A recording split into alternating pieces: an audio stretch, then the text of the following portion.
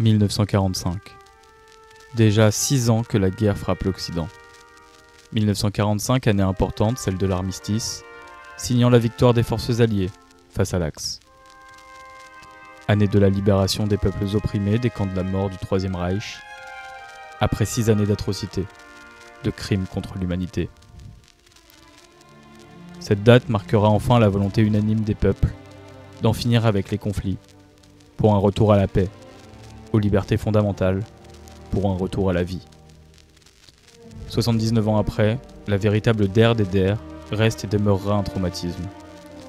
Ce qu'on appelle le devoir de mémoire est devenu une obligation morale pour que l'histoire se souvienne de ces événements, pour que cela ne se reproduise plus jamais.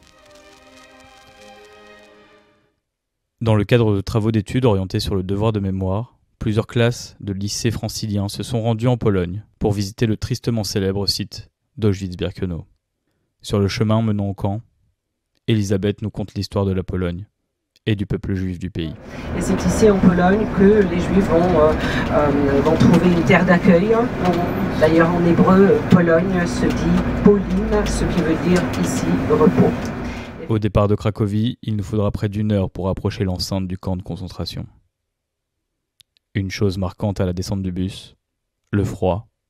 Le climat continental polonais ne nous épargne pas des températures, ressenti -20 ce jour, nous épargne pas du vent.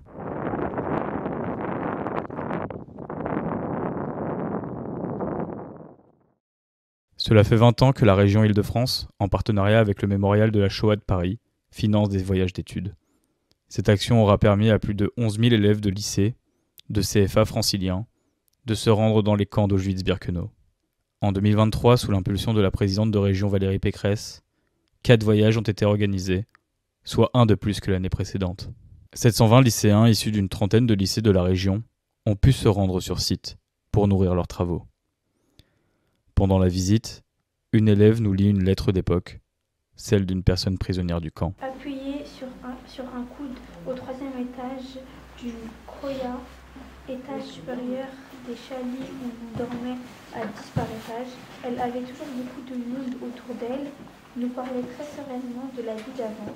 1676, c'est le nombre d'actes antisémites recensés en France, en 2023. C'est 4 fois plus que l'année passée. Afin de lutter contre ce fléau, de sensibiliser, mais aussi de contribuer au devoir de mémoire, ce voyage donne lieu à la confection de panneaux de restitution par les élèves présentés lors d'une exposition au siège de la région. Le 27 janvier 2024, journée de la mémoire de l'Holocauste et de la prévention des crimes contre l'humanité, mais aussi date d'anniversaire de la libération du camp d'Auschwitz. Cela fera 79 ans que les victimes transmettent leur histoire aux nouvelles générations pour qu'elles ne tombent jamais dans l'oubli. Ces nouvelles générations sont les derniers témoins oculaires du récit conté par ces rescapés. La prochaine génération n'aura sûrement pas la chance de rencontrer ces personnes, nous rapportent les différents guides locaux. À nous de raconter leur histoire pour honorer leur courage, leur mémoire.